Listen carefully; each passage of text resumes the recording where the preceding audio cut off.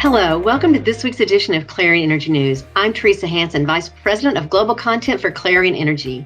Here are some of the top stories we're covering. Story number 3. Like with most industries, the energy industry has seen significant impact from the COVID-19 pandemic. Economists at the Brattle Group released an assessment on the virus's impact on the energy industry through April 2020. The report is an update to earlier data the company compiled through March of 2020. Among other things, the updated assessment shows that demand has declined for electricity and natural gas.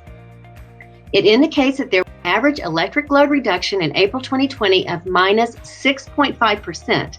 This is double the effect seen in March of 2020. Some other key findings of the assessment as it relates to electricity include residential electricity demand is up 7%, while the demand from commercial and industrial sectors is down about 15%. Natural gas generation was down about 14% in April from March of this year, but that's still up 4% compared to April 2019. Forecasters predict coal-fired generation will decline 25% this year. As for renewable energy, there will likely be delays in renewable expansion.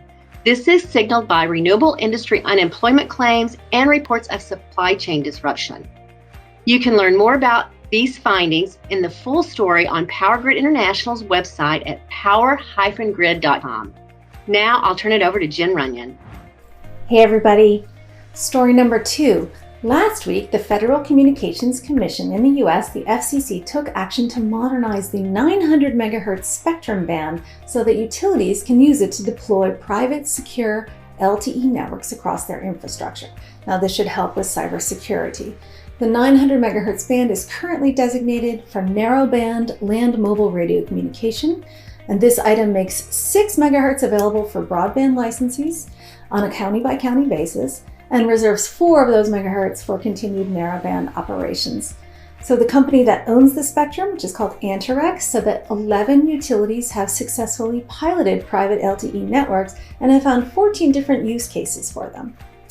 So the Commission also announced last week a partial lifting of the 900 megahertz application freeze to permit existing licensees. And you can go to power-grid.com for that whole story.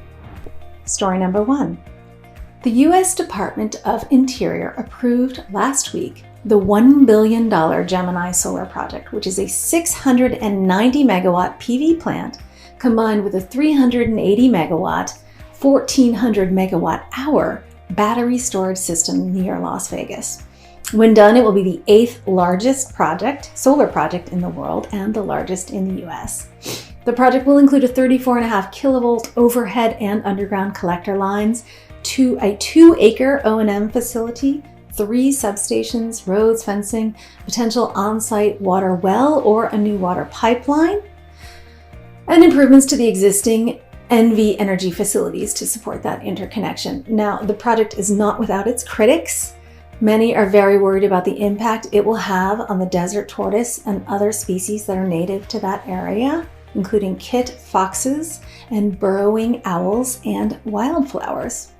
U.S. Secretary Bernhardt acknowledged those critics in his record of decision, but he feels that the economic benefits outweigh the environmental impacts. You can visit renewableenergyworld.com for that whole story.